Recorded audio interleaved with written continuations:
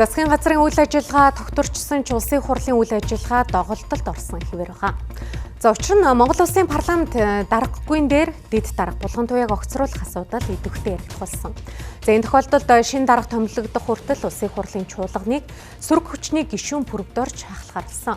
За түүний хувьд Монгол Ардын намыг ив нэгтлээ хангаж бүлгийн болоод их хурлын даргийнхаа нэрийг оруулж ирэх үүрэгтэй.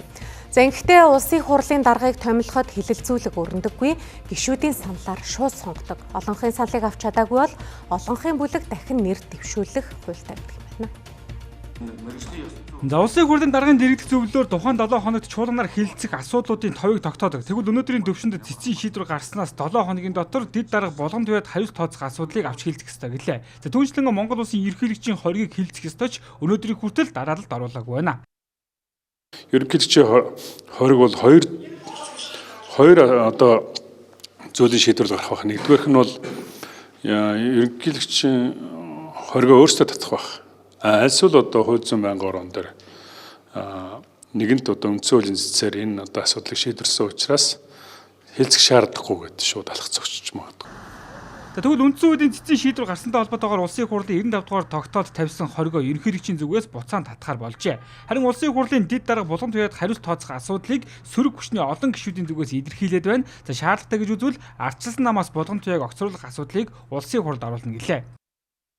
Бүлгийн нэлээд олон гишүүд бол хатуу байр суурьтайгаа. Ер нь бол үндсэн хууль зөрчсөн энэ асуудал нь ингээд үндсэн хууль зөрчөөд ингээд ямар ч хариуц тооцохгүй байж болохгүй. Тийм учраас гишүүнээс нь эргүүлэн татах тухай асуудлыг манай нэлээд олон гишүүд нэлээд хатуу шаардлага тавьж байгаа. Мөн дараагийн нэг хөндөгдөх асуудал бол амар ёслон өөрийн хүслээр чөлөөлөгдсөн учраас улсын хурлын дараагийн дарга нь хэн байх вэ гэдэг асуудал. За үүнийг олох болсон нам бүлгэрээ хилцээд улсын хурлд нэр оруулж ирэх ёстой. Тэгвэл өнөөдрийн төвшөнд Монгол Ардын нам Эрдэнэт Батжаргал гэсэн хоёр бүлгийн даргатай болчиход байна.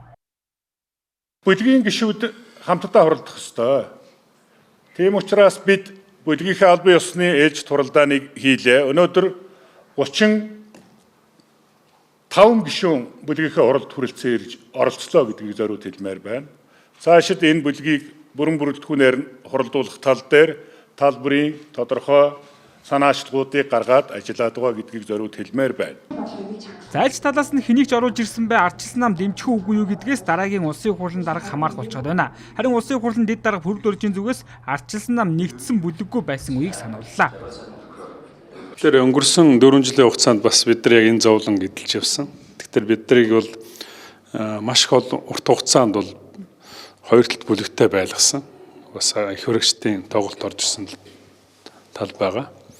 Тэгэхээр бид нар сүүлдээ одоо бүх хүмүүс бүгдээрээ зандан шатар даргаад би ямар ч асуудалгүй одоо зөвтгөрөл даргаыг дэмжиж гин гэж хэлжээж нэг юм юугаа манайх бүлэг даргатай болсон шүү дээ.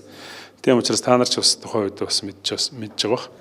Тэгэхээр ер нь бол одоо нэгэн тал одоо яг энэ ив нэгдлээ хангаад төр тийм ээ. Учраа болоод төр гэдэг энэ одоо өнгөрсөн хугацаанд тавьж ирсэн тэр шаардлагыг л би бас яг энэ тавих болно гэдэг.